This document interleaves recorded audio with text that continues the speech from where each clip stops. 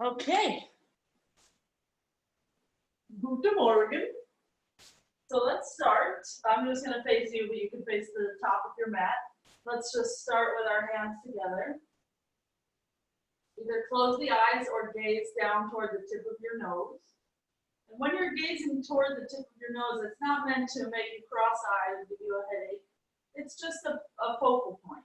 You can imagine that your nose even extends out a little bit so that you don't get too cross-eyed. It shouldn't be painful. Just take a few breaths here.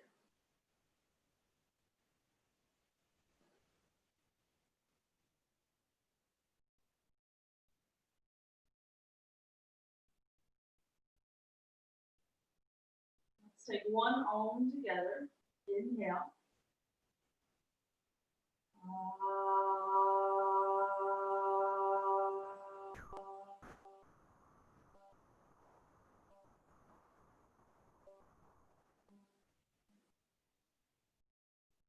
We'll release the arms by your sides. On your inhale, reach up, look up with the thumbs. Fold forward, let's bend the knees as we fold so that you feel your chest on your thighs. Then inhale toward straighter legs, look forward a bit. And step back to plank, exhale. Let's just stay in plank for the inhale. And come all the way down to the belly for the exhale. Try to get your hips and chest to land at the same time. Interlace the fingers behind the back. Shalabhasana C without the legs. So just a very gentle lifting through shoulders and chest. Reach your knuckles toward your feet. And anchor your pubic bone into the ground so that you have something to grow against. Take one more breath. If you can, get your forearms off of your butt. And we'll keep that lift in the chest. Just release your hands under your shoulders. Curl up, little cobra. Inhale there. And downward dog, exhale. When you get to down dog, just pedal out your feet or do whatever you need. Since this is your first one of the day.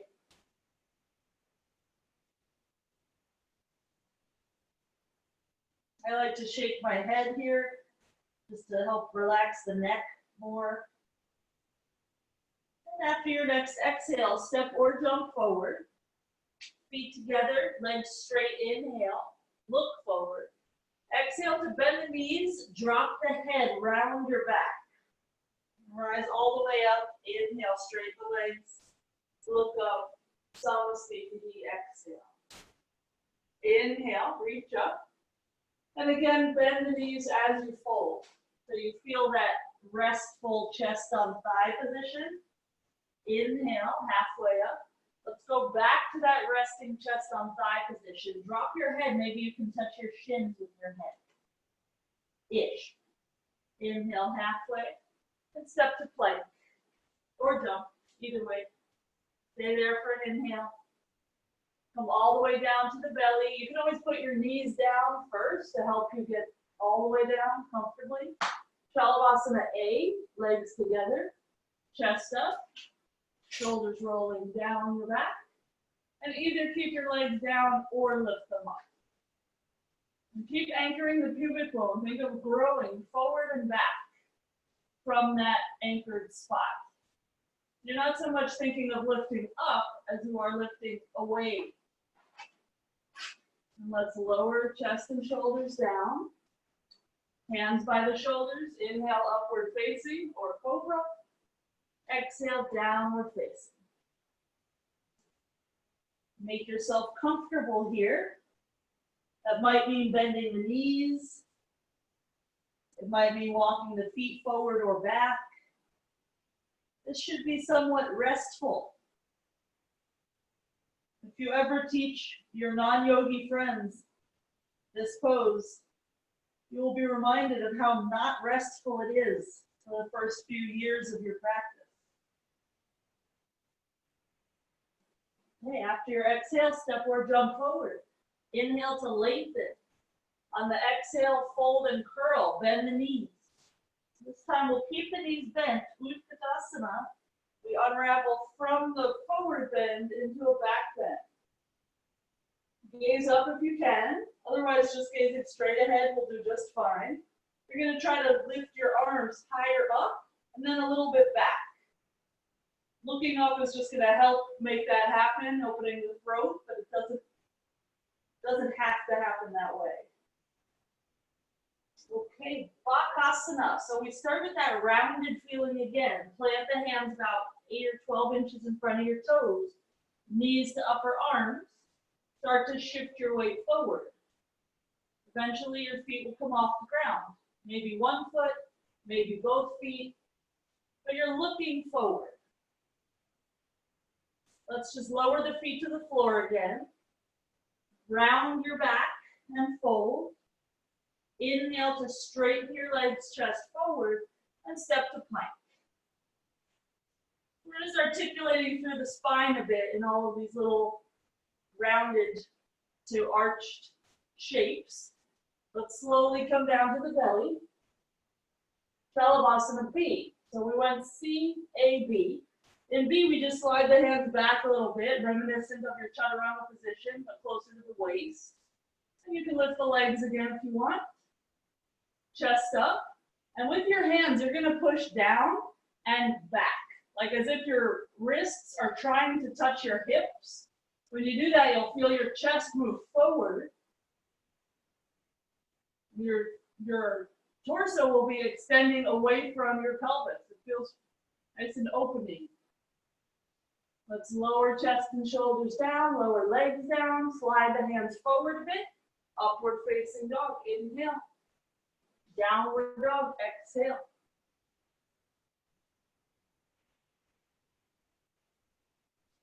So if you're having any back issues, you'll want to do a little extra Uddiyana Bandha here. Drawing up through the low belly, almost into the rib cage. It would feel like a hollowing sensation. If you're having trouble making that happen, sometimes looking at your belly button will make it easier. You have a shirt on, but you know where your belly button is. That just might change your focus a bit. But regardless of where you look, go for that Uddiyana Bandha. Okay, after the exhale, step or jump forward. Inhale there. Fold, chest to thighs, head towards shins. Utkatasana, inhale. And we'll come into a squat. If you have knee issues, just have a seat. If you have no knee issues, you're going to go through your squat and then have a seat. So somehow, butt to the ground, and then lift your legs up. We'll just be here for a few breaths, framing the legs, trying to lift the chest.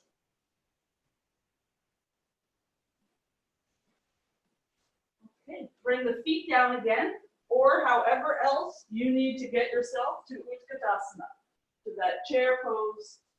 Feet together, knees pressing into each other. And fold. This time straighten the legs as you fold. See if you can keep your chest close to your legs. Inhale halfway. Step or jump. Chaturanga. Exhale. Inhale. Drag yourself forward. Kind of like you did in Shalabhasana B. Exhale. Downward dog.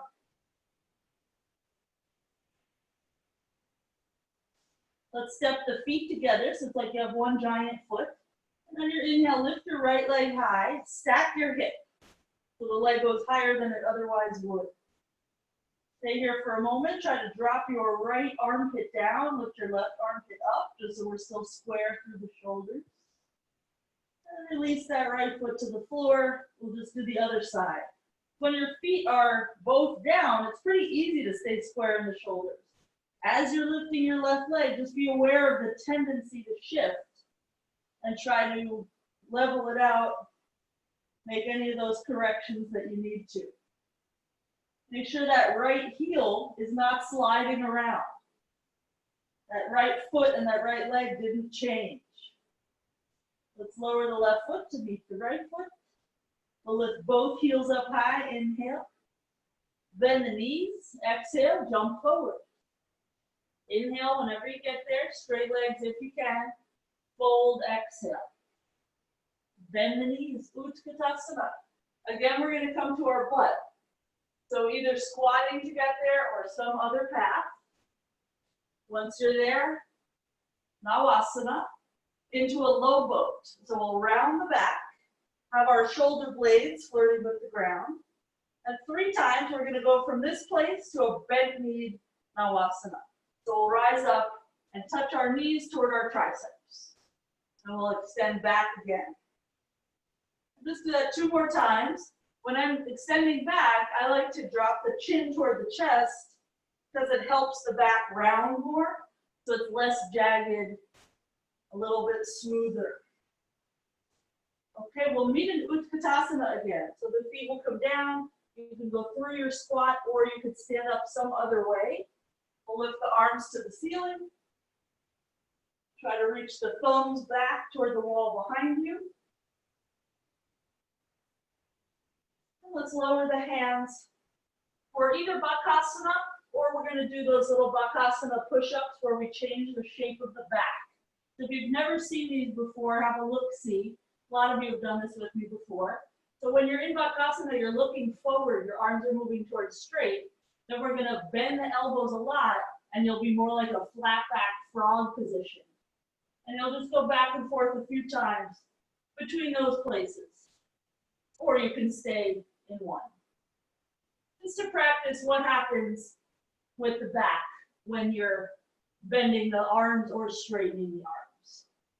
That will become very important when you're jumping into Bakasana or when you're coming into headstand from Bakasana.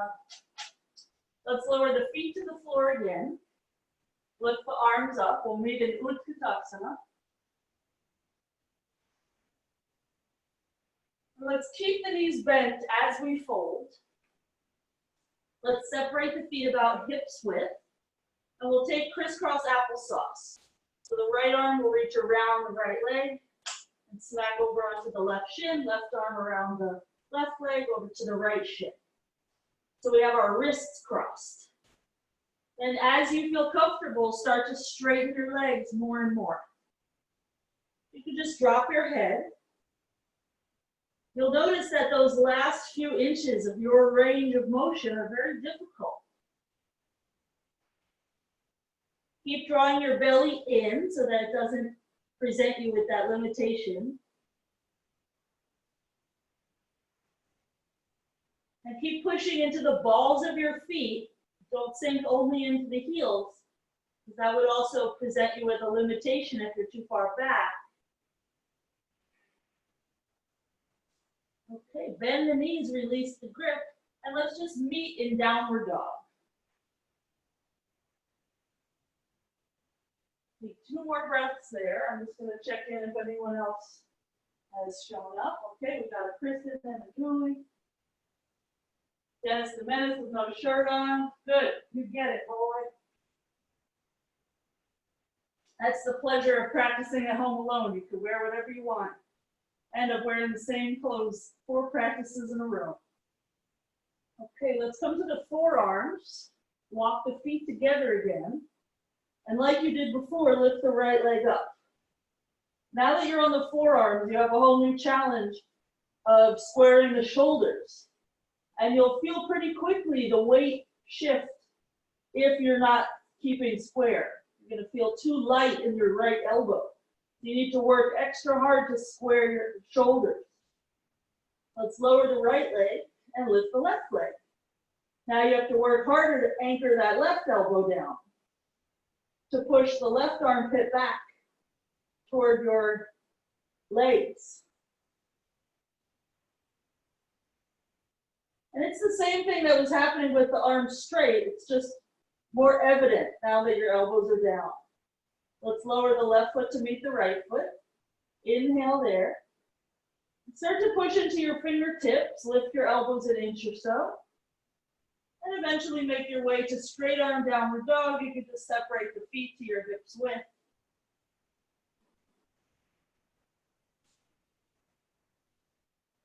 Okay, let's lift heels up high. Inhale. Bend the knees. We're just going to jump forward. Doesn't matter how far. Just keep your fingers working. So you felt like you pulled yourself forward. Now jump to downward dog again. Your hands are going to push you back. Just do that a few times. Little pull push action. You'll just keep the arms as straight as you can. They might have a reaction to it and have to bend at some moment, that's fine. The next time that you're jumping forward, we'll stay there. We'll straighten the legs for an inhale, fold for the exhale, bend into the knees. We'll meet in Utkatasana again. And we'll have a seat again on our butt, however you can get there. Navasana. To that low boat. And stare at your belly button. Try to flatten the abdominal muscles a bit. You can always lower your head and shoulders if you have any neck pain. So we'll just curl the knees in toward the chest or toward the face. Exhale there. And inhale, extend everything away, arms overhead. Exhale, curl it all in. Inhale, extend it away. You might decide to put your head down. 2 more times. Exhale, curl it in. Inhale, extend away. 1 more time. Exhale. Inhale. And we'll meet in a high boat, however you want to get there. And then we'll make our way to Utkatasana. Again, there are many paths. As long as your feet are on the ground, knees together, arms up. We're trying to get our arms somewhat vertical. So you got to really open your chest. If I don't open my chest, my arms will end up forward somewhere, and the chest will be compressing in. So think chest up, arms back. Let's fold on the exhale, straighten the legs. Halfway up, inhale. Send the left foot back, so we're in a lunge. Exhale there. Let's place the back knee on the ground. Inhale to straighten the right leg. That's your half split. Exhale, Anjaneyasana, bend. 2 more times. So just like when you were jumping forward and back from down dog to the top of your mat, you had your fingers push-pulling you. Now you have your heel push-pulling you. You're getting that hamstring very strong and open at the same time. Let's lift the back knee, step back foot forward, inhale, and just send the right foot back, exhale. We'll put the knee down, we'll inhale to push, and we'll exhale to pull. 2 more times. The hands wherever you need them to be. I find that my hands sometimes want to move when I do this. It's not a big deal. Okay, place the palms flat, step into plank. Make a choice if you want to stay in plank or make this tabletop instead. Once you've decided your legs, you're just going to bring your right knee toward your right elbow. So it can be done in tabletop. You'll still get that oblique work, that's the side abs. Let's release the right foot and do the left leg. Later we're going to be doing some of this stuff from a headstand. It's just nice to get the muscle sort of online sooner than later. Release that foot back, either vinyasa or downward dog. We're going to meet in down dog B on the forearms. When you're bending your elbows to get them to the ground, go real slow so that your shoulders rotate. Because we want your elbows to land behind your wrists. It is possible to adjust the elbows once they land. If they go too far apart, you just walk them in a little bit. But the fewer adjustments you have to make, the smoother and easier your practice is going to be. We just want to save energy.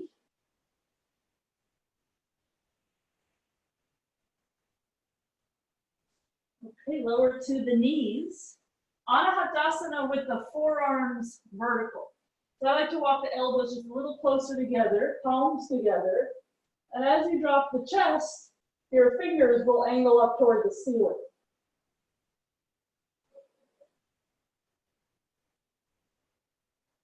You can visualize your armpits going down to the ground.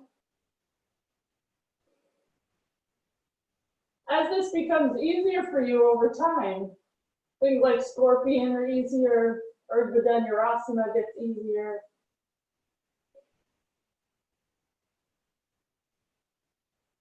Okay, slowly walk your knees in again. just return to a down dog with straight arms.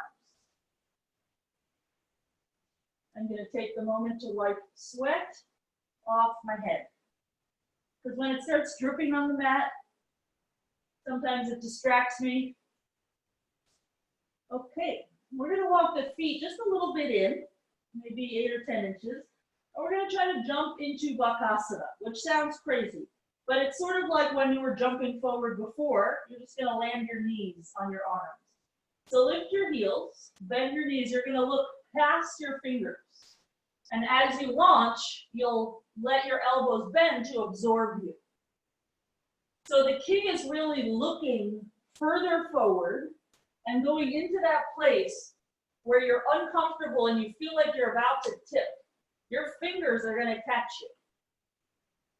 When you've had enough of trying such shenanigans, just lower your feet to the ground, lift your arms, Utkatasana. All of the uncomfortable poses will eventually end, and you end up in something familiar. Let's twist to the right, hook your left elbow, palms together, and if you can, thumbs to the center of your chest. Not up by the shoulder, but you push hard enough to get your chest to lift up.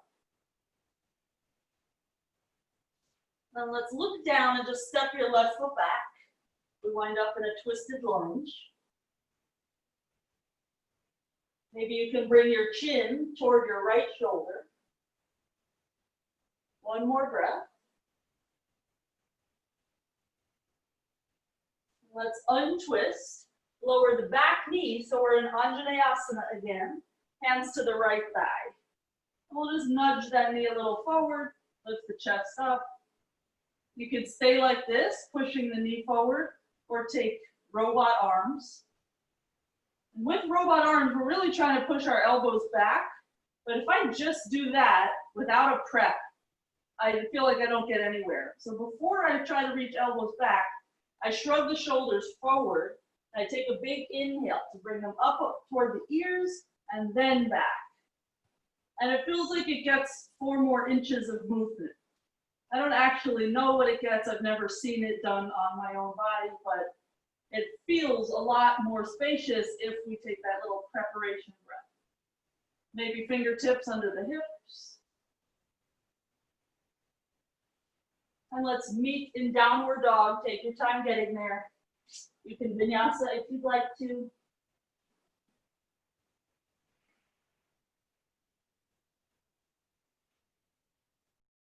So we'll try it all on the other side. It's going to start again with jumping into Bakasana.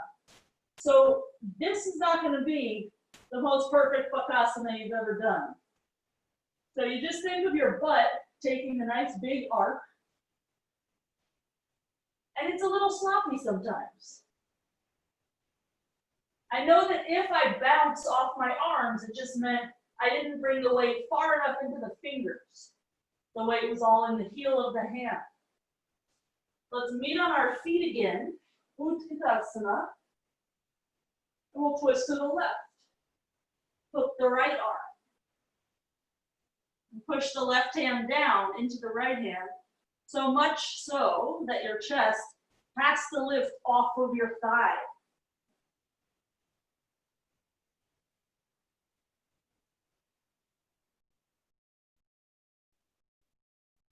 Let's gaze down, step the right foot back, twisted lunge. See if you can gaze up again. Try to peel your left shoulder and armpit away from your left hip.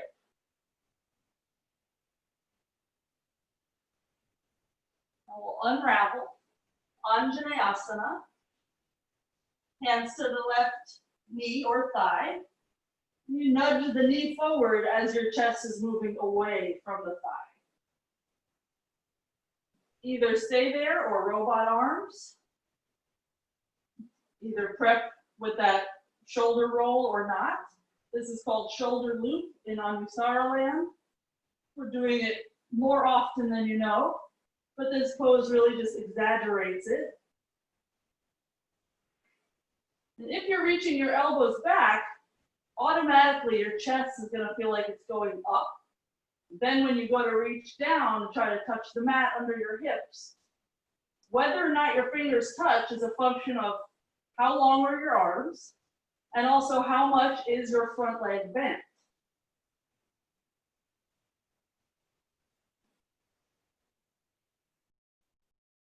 Okay, we're going to meet in downward dog. Take your time getting there.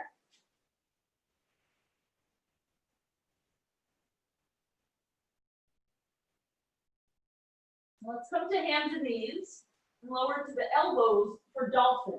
Once you're done the elbows, just measure it out to make sure that they are where they need to be. Wrap your fingers around the tricep and then interlace the fingers. Knees up. Dolphin is just a down dog B with an easier shoulder setup. Feel free to stay here, or you're just going to walk your feet in closer to your elbows, and we're going to curl ourselves up to headstand. So this time we're going to walk in until we feel like our knees are touching our chest, and then just lift the feet. So we're in this little ball shape. And we'll just stay in a little ball for a moment. It takes a lot of abdominal strength to stay here. You might end up with only one foot up. You might want to put a block there so that you have an easier time tipping over into this shape. Let's meet in dolphin again. So return the feet to the floor, walk them back, lift the head. You may have noticed it's harder to curl into that little ball than it is to just be vertical.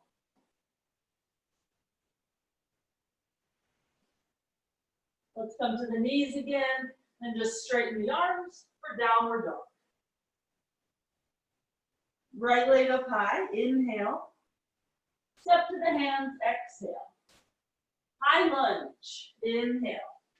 We're going to twist to the right, open up the arms, and put a little bend in the back knee. You may or may not touch it down. High lunge for an inhale, again facing front. So we exhale to twist, and we inhale to face front. One more time like that. Exhale, twist, and inhale, front. Let's just bring our hands to the hips. And next, inhale, straighten your front leg. And just see how much work that takes, squeezing the thighs together in order to keep your left hip moving forward. And you can always use your hands to help steer your hips if you need. We'll do this 3 times. Exhale to bend the knee. And inhale to straighten. You can really do whatever you want with your hands.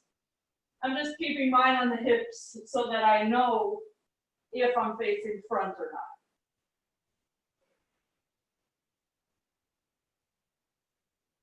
Okay, this next time we'll bend the right leg and reach up and lower the hands to the floor, step back, vinyasa. So there was a lot that looked really fancy in that whole sequence, but you may feel that really your back leg was working like mad. Okay, left leg up high, inhale. Step to the hands, exhale. High lunge for an inhale. And we twist, open up to the left. Exhale. Untwist, inhale. Twist, exhale. Try to look back, perhaps. Inhale, the high lunge. Exhale, the twist. High lunge, inhale. And lower the hands to the hips. And you have like these headlights facing front. Straighten the left leg. Try to drop the tailbone a bit. Lift the pubic bone up. And make a choice about your hands. 3 times we'll bend the left leg for an exhale. And we'll straighten for an inhale. And the whole time you just want to keep your hip bones facing front. Keep squeezing your thighs together for balance. Keep pushing the ball of your left foot into the ground. And this next time we bend the left leg, we'll reach up, inhale, and hands to the floor, vinyasa. And now my right leg feels like it's dying. Ooh-wee.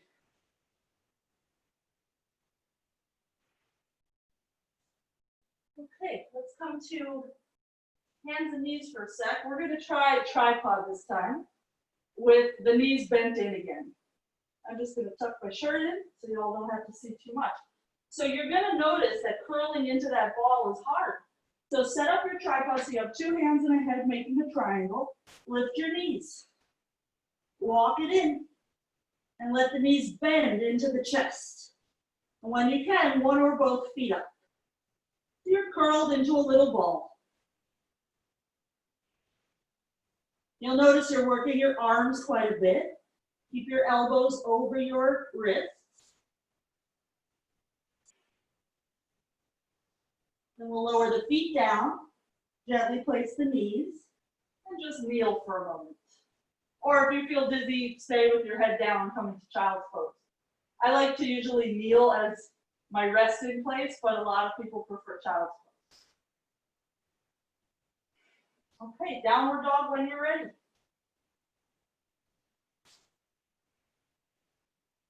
Right leg up high, inhale. Step to the hands, exhale. High lunge, inhale. To warrior two, exhale. Straighten the front leg, inhale. And bend it, exhale. One more time, inhale straight. And exhale, bend. Let's stay here for a sec, because this feels kind of amazing. You could do whatever you want with your arms. This obviously would be a traditional warrior two. You could do a gomukhasana thing with your arms. That's sometimes fun. You could do an eagle thing with your arms. In a way, all those arm things are distractions from the pain that is the hip opening. But they're also shoulder openers. So they're good for you. Okay, if you have any other arms going on, just return to traditional. We'll straighten the right leg, scoot the back foot in just a smidge, triangle pose. Reach out, inhale, and reach down, exhale. Left arm up, chin towards shoulder. Keep pushing into the ball of that right foot.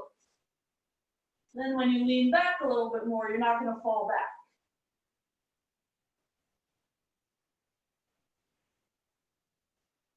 Okay, let's untwist. Hand over hand, walk to the long edge of the mat. Pivot the right toes to face the same way as the left. Inhale. Slide the hands back, prasar to A. Exhale. 1, we're just going to be here for 5 breaths. 2, this is a great one for practicing getting the weight out of the heels. 3, 4, and it's that same fear that we have jumping into Bakasana that keeps us on the heel of our hand. That same fear is acting out in this pose with our feet. And 5. Let's straighten the arms, hands to the hips. Inhale your way up. Walk the feet out a bit so you can find your warrior two. Left leg bending. Straighten the left leg. Inhale. Bend, exhale. Just one more time like that. That's just to get out some of the cracks and pops. And then with that left leg bent, we stay put and do whatever arms you did. And just remember that neutrality of your pelvis here in this pose. So you're drawing your pubic bone up and dropping your tailbone down. I'm going to face this way for a sec. What often happens is this, and that's not that conducive of a warrior two.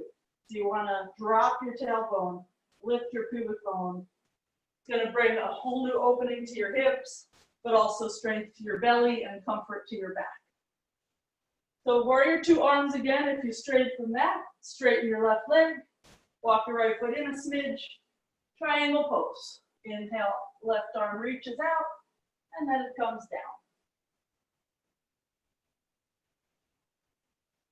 And if you have your left hand on your big toe, you're probably not really sinking a lot of weight into it. But if your hand is on top of foot, shin, the block, whatever, it might be tempting to sink into that hand. So instead, think of lifting your left armpit up and back. Okay, reach the right hand down, hand over hand, a little crawl action. And this time let's walk our feet. I just have to reach through for my sweat towel. It's out of control over here. Okay, walk your feet in a bit till they're like hips width-ish. It's an inexact science. We're just gonna rock to the left foot and lift the right leg up out to the side. And you'll feel your outer hip work quite a bit.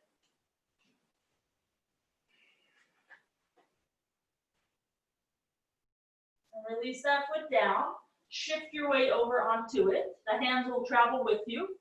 And lift the left leg up. You can have your hands on blocks, of course. The hands might be in different spots for each of us, so long as you don't feel like you're going to fall over. We'll lower that left foot down. Again, we'll shift onto the left foot.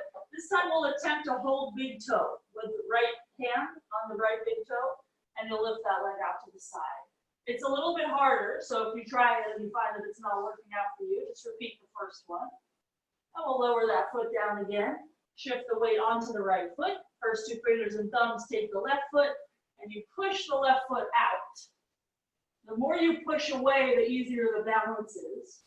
Take one more breath, and just lower that left foot down. Let's bring our hands to the hips, and slowly rise, inhale. And we'll just come to the top of the mat again. Wipe the sweat yet again. That's like my 10th time, I think, wiping sweat away. Okay, bend into the knees. Inhale. And let's twist to the right. Exhale. We've already done this once, so maybe this feels easier. Who knows? So earlier we looked down, and then we stepped back. Potentially this time you just look up and you keep looking up as you step your left foot back.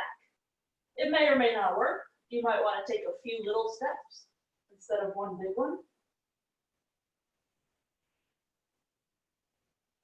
And if possible, lower your left hand to the floor, right hand to the ceiling. Twist a little bit further.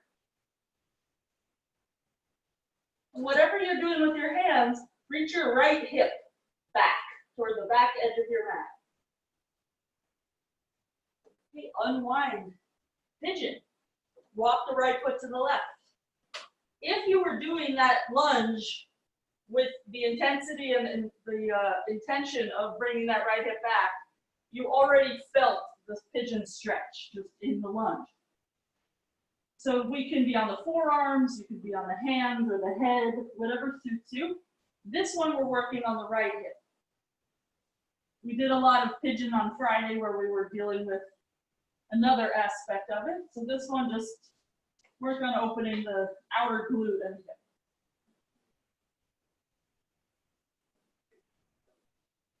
Just one more breath.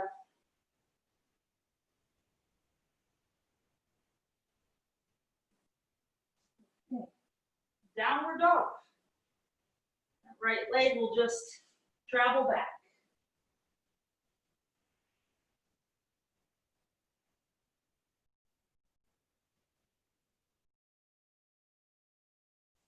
Okay, so either just jump your feet forward and come into Utkatasana, or practice jumping into Bakasana again. I'm going to face this way for a sec. So if this happens, when you jump forward, your elbows go out like that, the arm will not be there to catch your leg. So if this is happening, you need to change your shoulder situation. And it's the same as when you were lowering to your elbows from down dog to down dog B. That same rotation. You just have to make sure your forearms squeeze in. So either give that a try or come into Utkatasana. And we'll all meet in Utkatasana so that we can twist to the left. Hook your right arm. Try to get your thumb to the center of your chest. And when you're ready, the right foot will step back. Very hard when you're looking up. Woo. But it's kind of fun sometimes. We're low to the ground, so if we fall from here, it's not too dangerous. If you want to take the shoulders a little further, place your right hand down, lift your left arm up. Regardless of your arm situation, now press your left hip toward your back foot.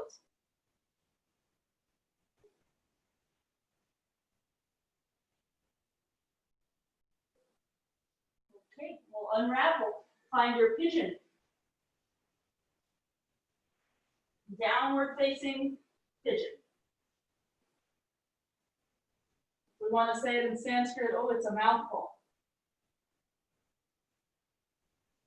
Adho Mukha Ekapada Rajapapasana.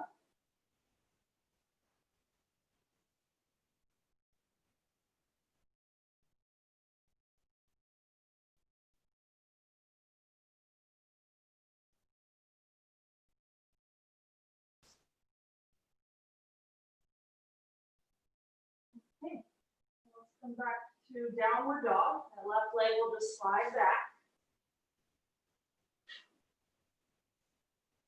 Now let's come to hands and knees, and you're going to decide which headstand are you more comfortable with. Baddha hasta A, fingers interlaced, or mukta hasta A, palms flat, tripod. Ideally, this one is better for long-term headstands because you have more support for your neck. But I know some of you, your shoulders don't really like that. So just try one of those headstands. We're going to just add a little twist. I'll face away from you. So either way is fine. Just come on up when you're ready. We'll come up to vertical this time. We won't have to stay in that little ball shape. But we are going to go into the little ball shape just with a little twist. So we'll just aim our right knees, or not right knees, aim your knees toward your left armpit. And then unravel yourself. Go up as high as you want when you're unraveling, and then just go the other way. So just getting a little bit of a twist action. And I'm actually not going to unravel the whole way when I go for round 2 because I feel like it gets a little too easy. And I want to stay in the zone of oyoyoy, the oyoyoy zone. So just take one more round at your pace and in your range. And then I just had to fight that to get up again. That's really fun though, that fight to get up. It's way more fun than just normal ab crunches. Well, let's come down into either child's pose or kneeling, whichever you find more restful. I really don't enjoy ab work at all, but doing weird little roundy things from headstand, I think it's fun. So you have to kind of come along on my little fun journey. So let's meet in downward dog whenever you are feeling ready. We'll step the right foot between the hands, lower the left knee down, and then creep your right foot 6 more inches forward. Bend into the knee a little bit more. And creep your left knee 6 inches back. And bend into your right knee a little bit more. And either keep your hands down for support, or you can lift your hands to your hips and squeeze your elbows toward each other. Let's take 2 more breaths.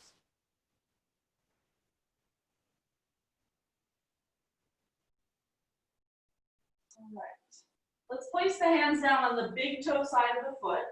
We're going to flex the right foot, unbend the knee a little bit so that we can roll the hip open and then rebend the knee. And that just kind of bypasses some of the flippity-clop of tendons and ligaments. They all have to sort out their locations. So we'll let that right knee drop open. We'll come down to the forearms perhaps.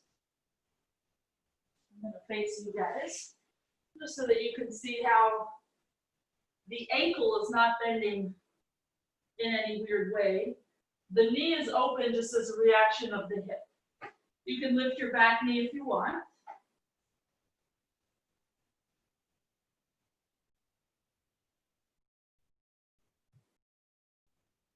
And let's meet in a forearm plank. So you can just creep this right foot back And stay there and breathe for a moment.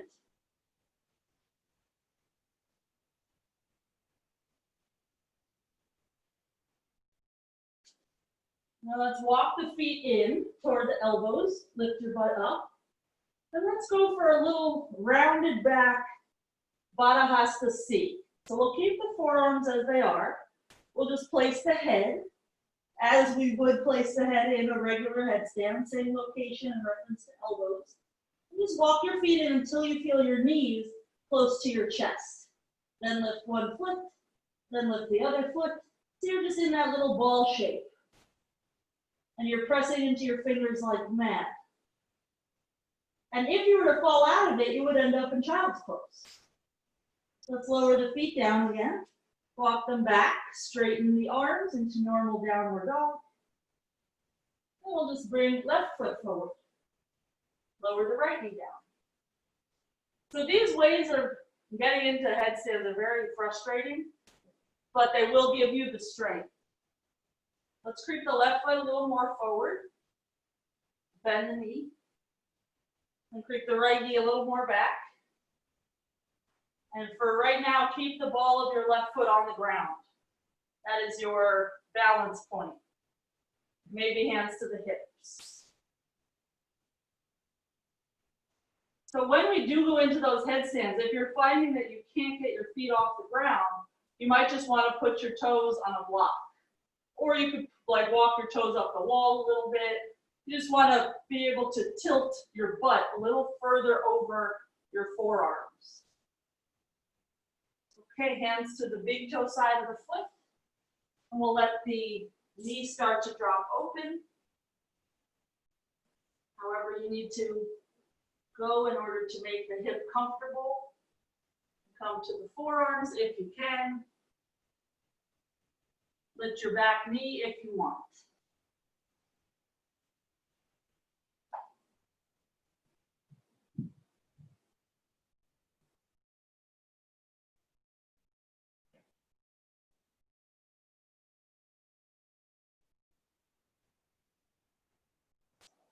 Okay, we'll step back to forearm plank. I have company. Oh, don't leave. We love you here, boo. Okay, so from forearm plank, we'll again attempt baddha hasta C. This time we'll go for straight legs unless you have back pain.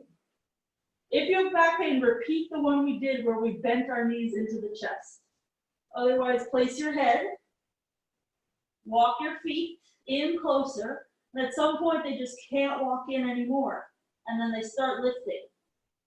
And as long as you can see your toes, if you were to fall, you would be very safe. You would fall basically into a version of down dog leap. So those of you going for vertical, your challenge is going to be to go very slowly on your way down.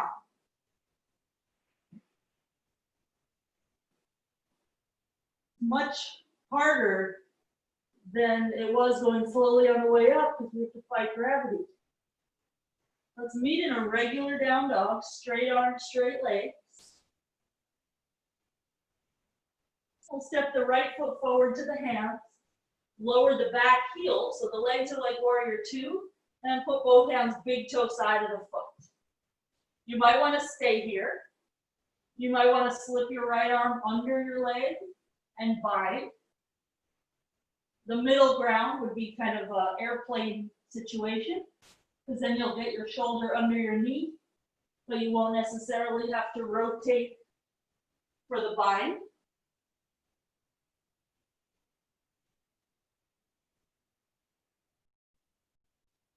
Okay, slowly unravel, back foot forward, inhale, and right foot back, exhale. Plant the right heel, bring the hands big toe side of the foot, hang out there for a sec, make sure everything's going well, then slide your shoulder under and make a choice, binding or airplane wings. So if you're binding, it's really, the work is this left shoulder has to roll forward. So if you're doing that, you're going to have your knuckles on your left hip, basically, your palm facing out. And then your right hand has an easy job. It just plunks itself into your left hand. Okay, slowly unravel from wherever you are, downward dog. And walk the hands back to the feet. Bend the knees and roll up nice and slow. Head comes up last. Okay. I'm just going to face you, but you're fine as you are. We're going to reach the right hand to the pinky toe edge of the foot. And notice to do that, you have to round and lean forward. But once you have the grip, you can try to stand up again. And we'll just extend the leg forward. Some amount. Just push the foot into your hand.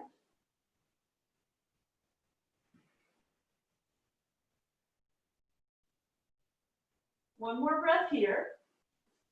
We'll find our flying pigeon. So we'll start to bend the right knee, bring the ankle to the left lower thigh, stick your butt out and lean your chest forward.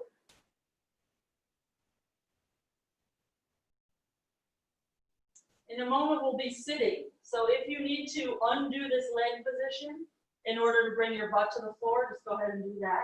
Let's meet with our butt on the ground in a hip stretch, just like what you were in.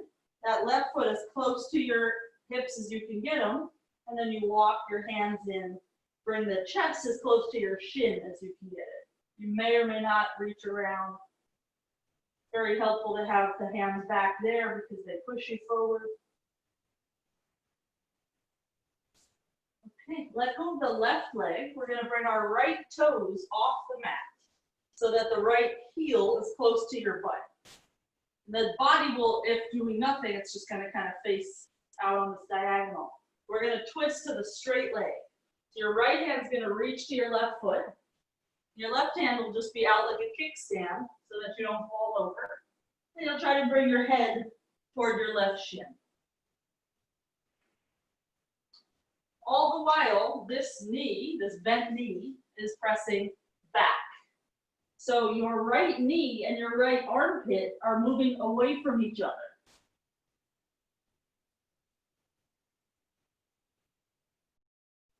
Let's rise up, and we'll turn this into Sirsasana A. That right foot will just spin to face front. Same idea of reaching for your left foot with your right hand and pulling yourself forward. You could even stay there if you wanted.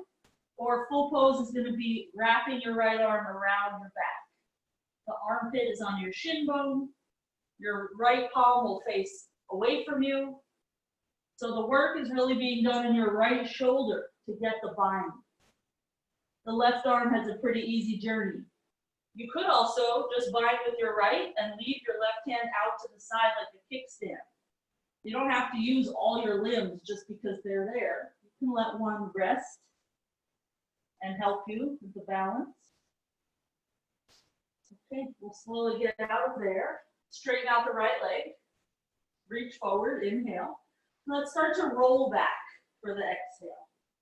When you get to a rounded place, just bring your knees in and start to rock forward and back. And try to keep your shape relatively constant.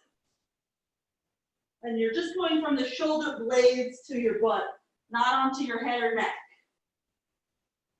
Potentially, you can use this to come all the way to standing. If that doesn't suit you because of your knees, just go a different way and somehow stand up. And we'll do all of these things on the other side. So we'll reach our left hand to the pinky toe edge of the foot. Lean forward however much you need. And start to stand up and extend out.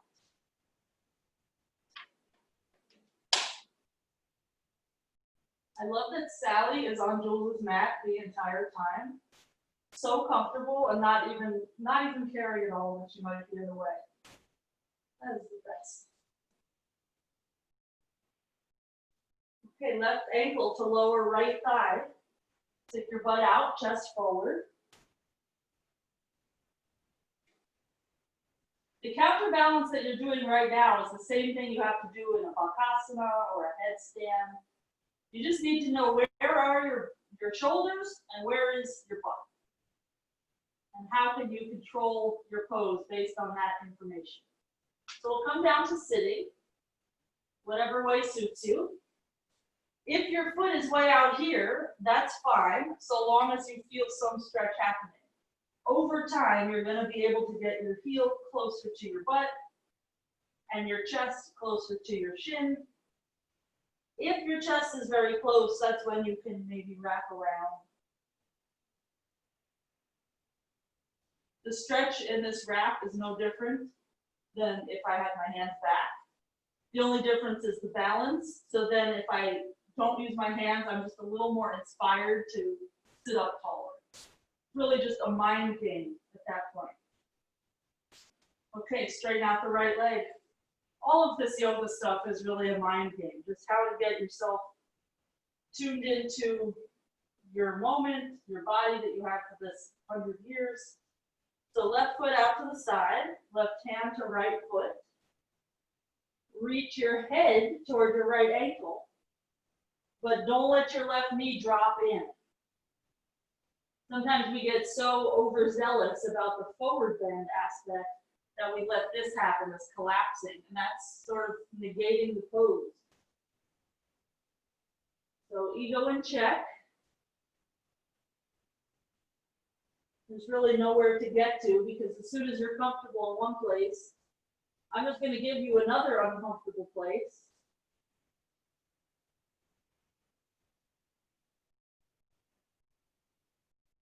Okay, so we'll rise up. I'm going to use that opening to help our mayurasana A. That left foot will face front. And there's a gap here between the foot and the thigh because your torso needs to fold. So your ribs will come inside of your leg. You can hold your foot or wrap around. And if you're wrapping around, you can choose, does your right hand still need to be there as a kickstand? It might need to be there for a few years. Eventually, you can wrap up a complete bind.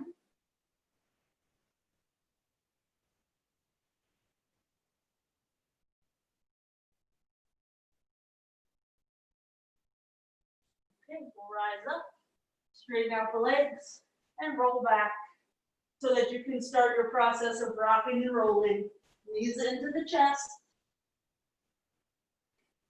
Maybe drop the chin a little bit lower so that you can make your shape a little bit rounder. And we'll make our way to standing somehow.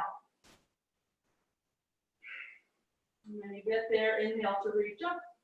We'll just take a vinyasa so we wind up in downward dog. If it's taking you an extra moment to stand, maybe you just want to bypass those shenanigans and go into downward dog.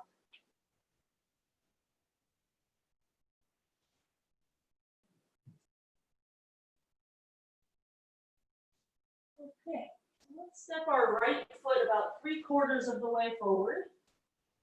Lower the back heel, and we'll put our right hand on our foot. So it's a triangle shape. Some of you will stay here and just practice doing a little bit of a bending, straightening action with that right leg. Some of you are going to bind under that right leg and then practice a little bendy, straight action. It's easier to get the bind if your knee is bent, so you can do that first and then just play with it.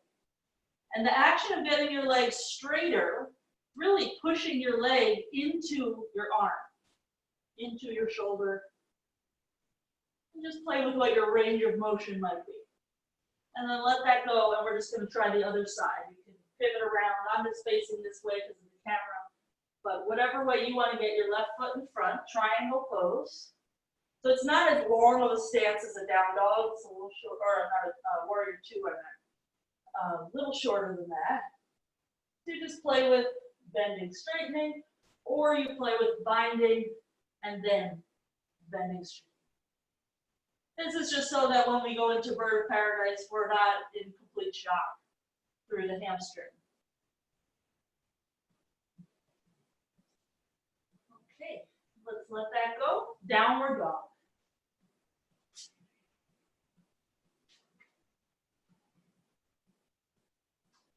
All right, jumping through to sit. So you've done lots of jumping forward today. For this, look past your fingers, like 12 or so inches past. Launch your butt up, cross your ankles, drag yourself through, and have a seat. Okay, let us bend the right knee. And we'll start with it sort of in no man's land out to the side. We're just going to bring our shoulder inside of the knee and attempt to bind under the leg. Just see how that goes. For no other reason. Then let that go, try the other leg. This leg setup is an easier position for binding. So I just want you to attempt it from there first. This left shoulder has to roll forward so that the thumb and the fingers can go under the leg. And if you have any pain in that shoulder, then you don't do it. Okay, let it go. Sundial with the right leg. So we'll take our left hand to our pinky toe edge of right foot. Dive your right arm through. I like to roll the muscle of the calf in toward my ear as I get the shoulder under the knee. And you can stay like this with the knee very bent, or you can start to kick. Some people will put their right hand close to their hip. Some people extend it out to the side. I have not found it matters. But you do have to push your shoulder back into your leg. Okay, slowly let that go. Reach the right leg out to the side, to the front, and try the other side. So right hand to pinky toe side of left foot. Dive your arm through this little circle.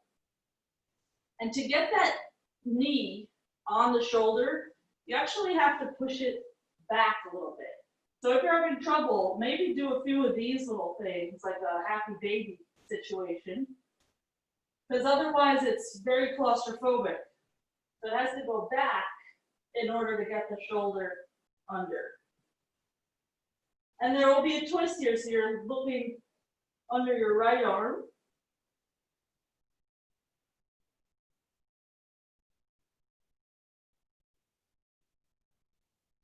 Okay, and we'll let that go. Let's vinyasa. We'll meet in downward dog.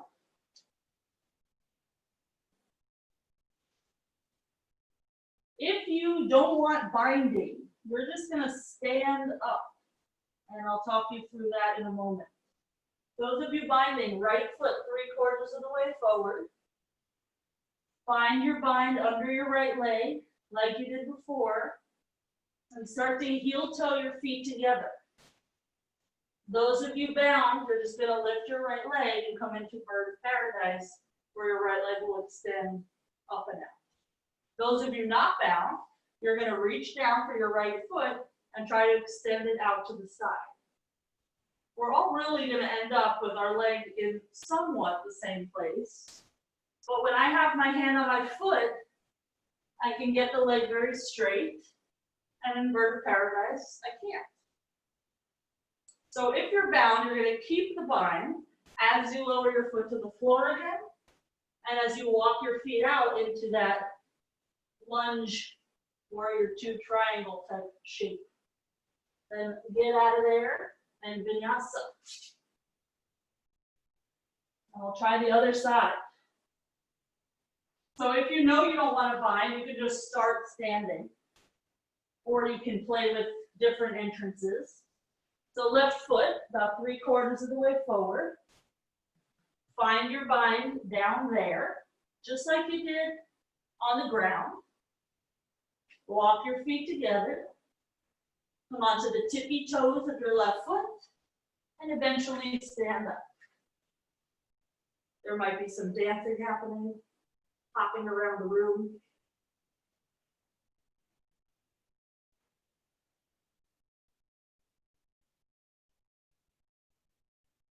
Take your time finishing up your sequence, depending on how long you spent on the other side. And we're just going to meet in downward dog.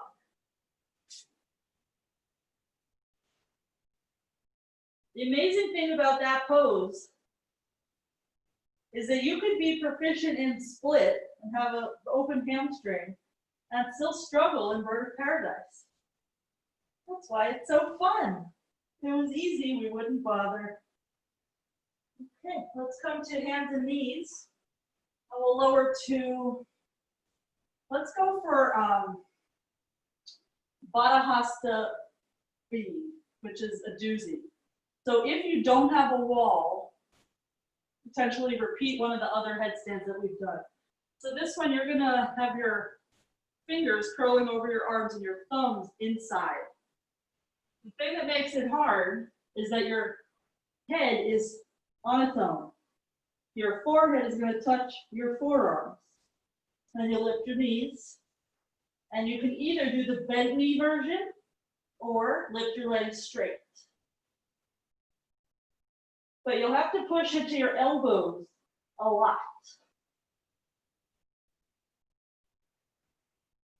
And your drishti, the place where you're looking, has to be different than it was before because your forearms might be blocking the view that you had. Try to come down as slowly as you got up there. Keep pressing into your elbows. And we'll be in a child's pose or a kneeling.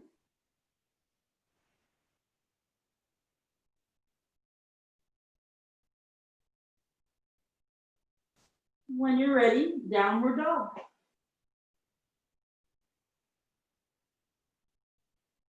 Let's jump through to sitting.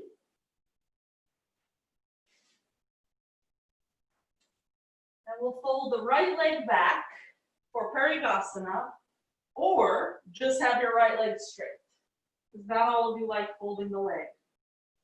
So parigasana is going to feel a lot like sundial. Same stretch through the side body. Reach up, twist, and just keep repeating that. Reach up higher, twist a little more, and eventually add the side bend. Your left arm can be wherever you need to help you get your shoulder inside of your knee. And it will feel much better if you can't hold your foot, just stay up pretty high and maybe put your forearm down. Use that to help you twist. But keep looking up and opening yourself up as opposed to reaching for the foot and winding up looking at the mat.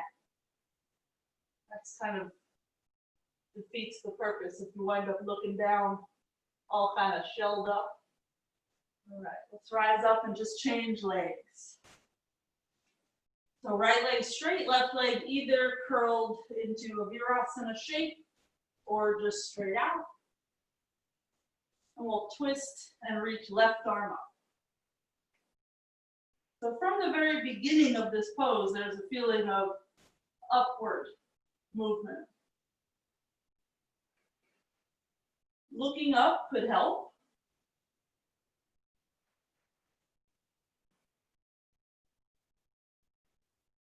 I use that bottom arm quite a lot to help with the twist.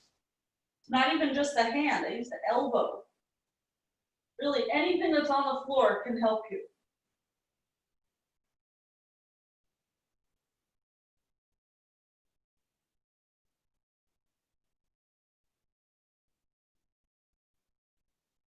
Okay, and when you feel like you've had enough of such things, unwind yourself. Straighten out that leg. And we'll start to roll down to the back. Again, bring the knees in.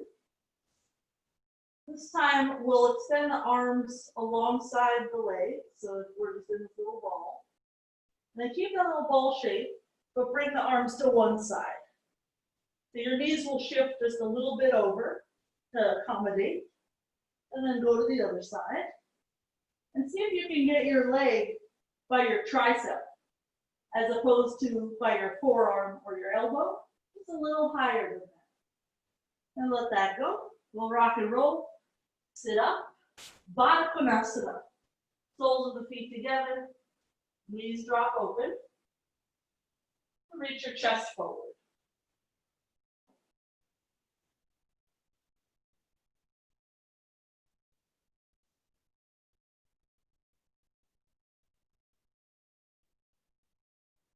We're going to use that twist in a headstand in just a moment. I'm going to show you what it looks like. While you're watching your screen, you might as well do something like double pigeon, because just sitting there is not really that fun. Double pigeon would be both sides, one and then the other kind of thing. You could just watch or, you know, pet the cat or whatever, but might as well do something. Okay, I'm gonna face away from you. So we'll start in like a tripod shape. And once we're up, we don't even have to come up all the way. I can still see my toes, so I know I won't fall. Then I'll just bend the knees to the chest and shift them to one side. Once I feel like they're comfortably on that side, I'll attempt to lift the head. May or may not happen. Then I'll put the head down again. This is the hard part. Getting the knees off that arm is crazy hard. And then they'll go over to the other side. It seems like getting them off the arm shouldn't be such a big deal, but really it's a fight. And it's a lot of leaning. So make sure you did your double pigeon both sides. Take your time if you're still on side 2. And let's try that little thing together. If you are not comfortable with tripod, just repeat the baddha hasta A, and then you're not going to actually touch your knees to your arm because your arm's in a different place. But you can still get all that core work. It's just going to look different. So when you're ready, come into your headstand. You could go all the way up to vertical, no problem. If you're at all scared of falling, just keep an eye on your toes. And then when you're ready, bend your knees in toward your chest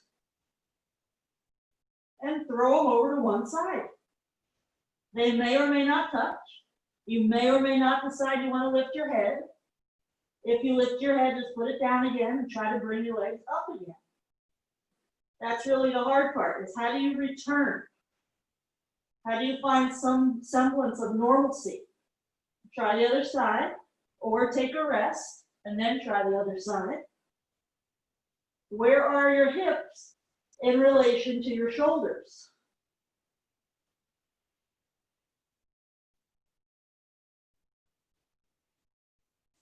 Make sure you have attempted at least both sides.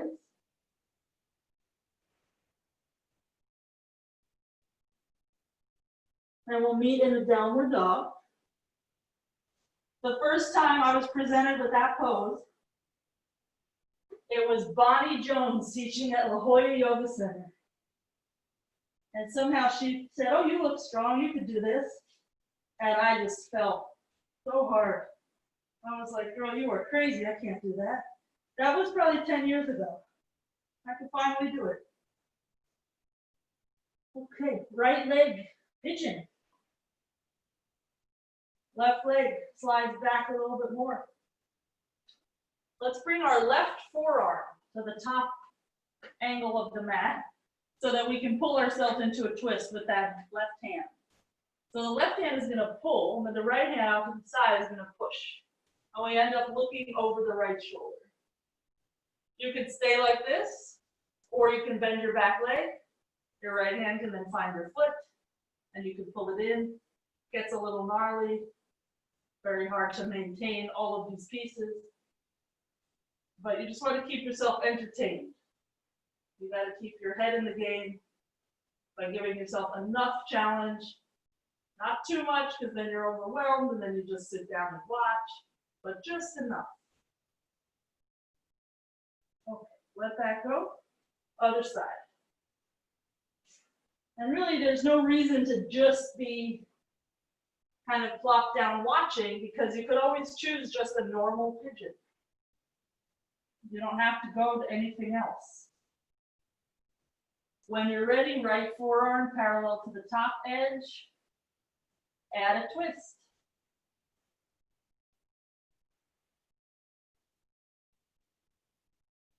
You could always walk your left hand to your left thigh instead of reaching back. That just may give you like an extra couple inches of twist, but without having to deal with your right thigh.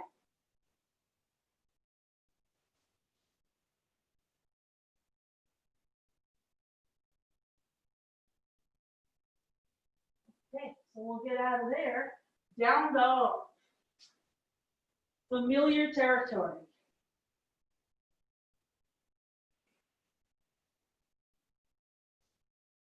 Okay, right leg in front, Anjaneyasana. I'm just going to peek at the clock. Okay. So you could stay like this. We're going to use this Anjaneyasana to address the left thigh and hip flexor. I'm just spinning around so you can see it. So I'm already feeling it right here. That might mean that today I keep my hands on the thigh. If I want more, I could reach back. And this opens through the chest. It also does change the thigh stretch. Now I have to be very cognizant about relaxing the left leg, but working really hard in the right. If you want something different, you can take Backbends grip, pull your foot towards you instead of away from you. Just take one more breath wherever you ended up.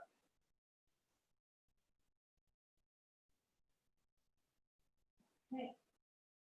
And we'll let it go. We'll try the other side, Anjaneyasana.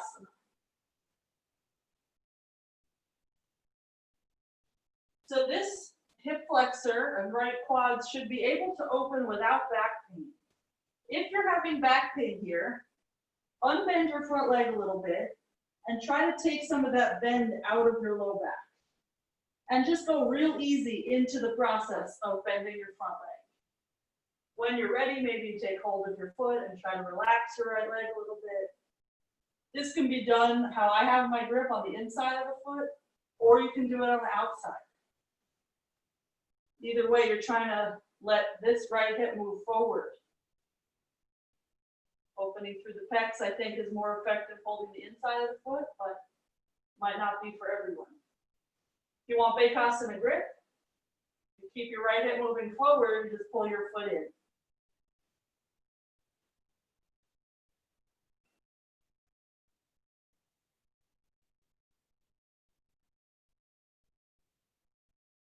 Wow, for me that's tight side. I could stay here for another hour and it still would be tighter than the other side. Okay, let that go. Downward dog. One of the reasons I love Mysore is that you can stay extra time on one side and you don't have to worry about anyone waiting for you. Okay. Pincha mayurasana. We'll do this a few times. If you're not comfortable with it, you're going to try this on a hasta again. Because that opening is really important for pincha. So those of you going to pincha, you're going to lift your knees, walk your shoulders forward so they're over your forearms a bit. Then you can lift one leg up, give yourself a little hop. The second leg can bend in close to your chest, or it can lift up. Just keep gazing forward, pulling yourself forward with your fingers.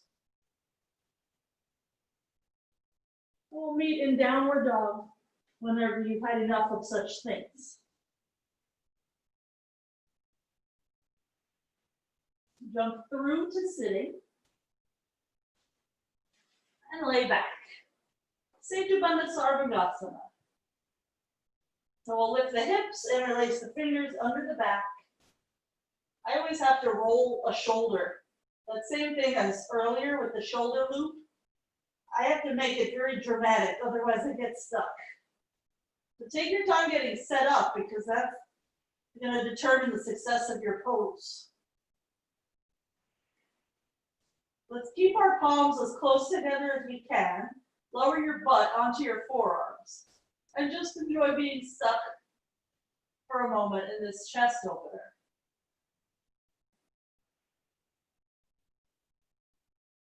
Let's turn this into Urdhva Dhanurasana if you want. Release your grip.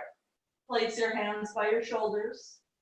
Lift into straight arms. And if you don't want Urdhva Dhanurasana, repeat what we did, where your shoulders stay on the ground.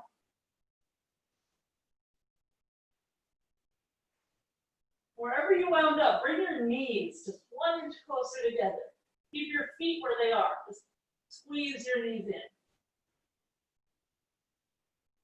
And let's slowly come on down.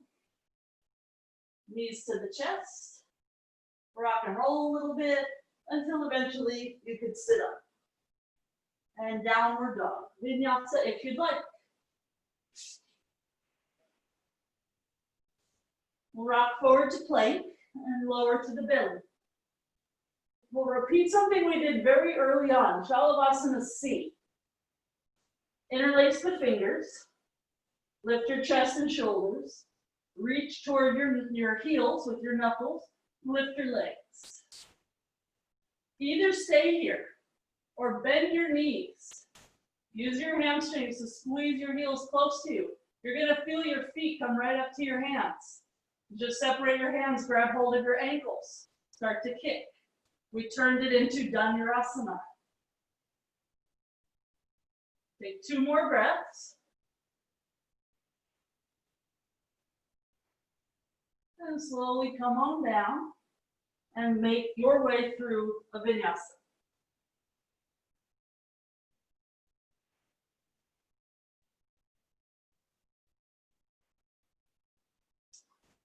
Okay, so twice we're going to try Carol's pose. This is baddha hasta C into pincha. I'll do it with you once and then I'll watch you once. If you already know what this is, just do it. Don't watch because you'll learn more by experimenting yourself. If you've never seen it, then you could have a little look-see. So we'll start with the forearms down, palms flat, head down, headstand. So this is baddha hasta C. I have the crown of my head on the floor, and I'm working toward getting my legs straight up. When I decide I want to come into pincha, I have to roll a little bit toward the forehead and start to create a back bend. Then I have to press into the fingers and start to pull forward.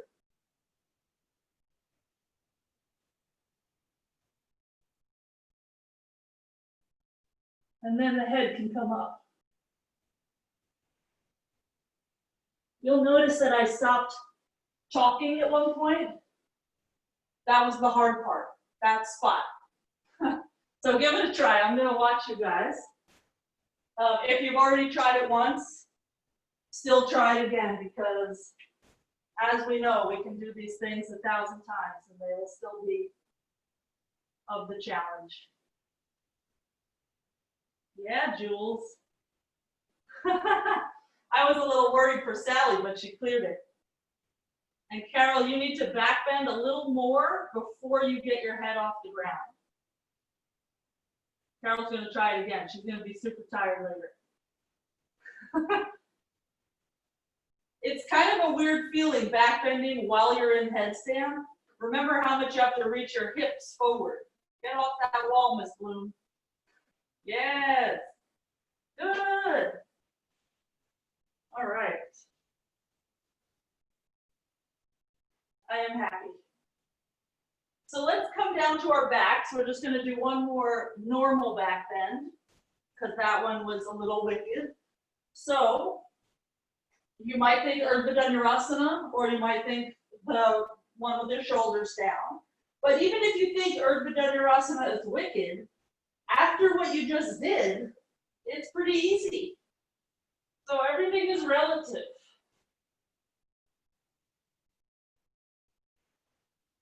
Just find your back bend that you can breathe easy in, and that will leave you with a nice taste in your mouth about back bend, a positive feeling toward back bend.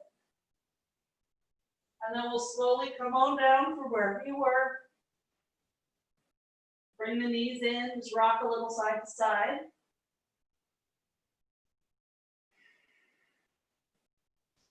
And let's sit up.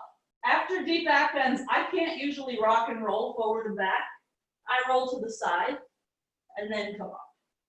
However you can do it is good. Let's bring our feet real close to the pelvis. Interlace your fingers around the toes so your grip is real solid. And inhale, arch your back. Exhale, round. Inhale, arch. It's just cat-cow, but from this Baddha hip stretch. And you really can feel how much your hands are doing this push-pull to create your back shape. And that's just something to remember for the next time you're doing pincha mayurasana.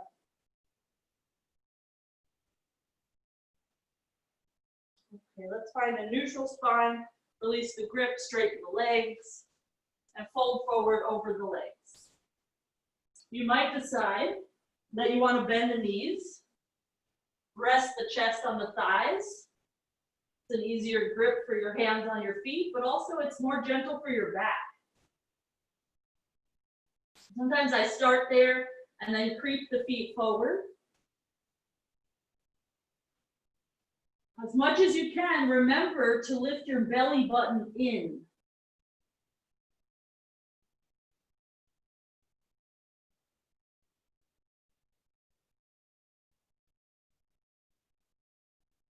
Let's rise up and we'll lower down to our backs.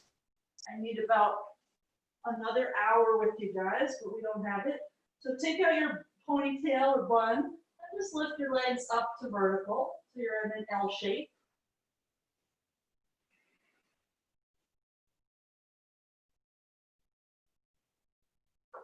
And reach your hands for the inside of your heels and pull your knees down toward the floor. Flex your feet.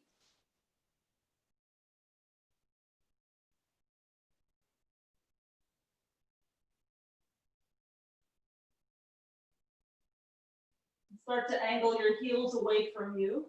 So it's like a weird version of Upavishta Konasana.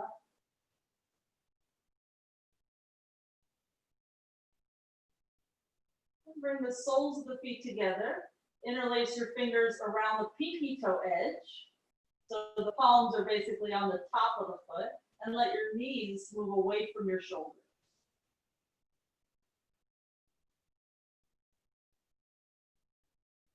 And when you're ready, take your Shavasana.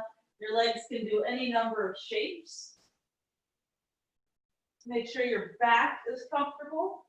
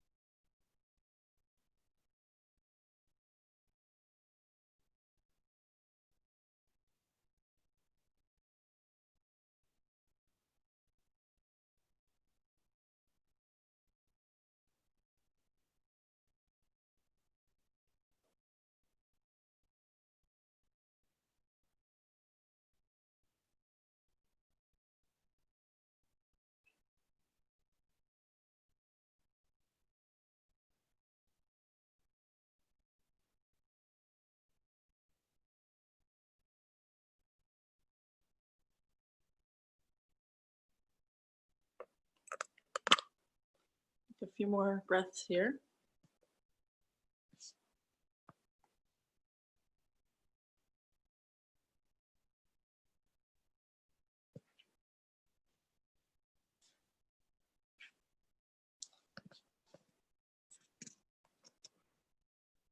Bring the knees into the chest.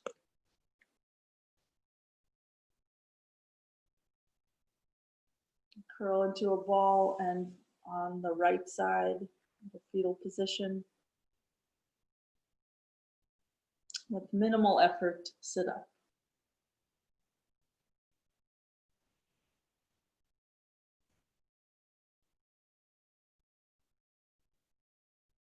Just take a breath or so, acknowledging your efforts. The hardest thing is actually getting onto the mat, making the time, making it your priority.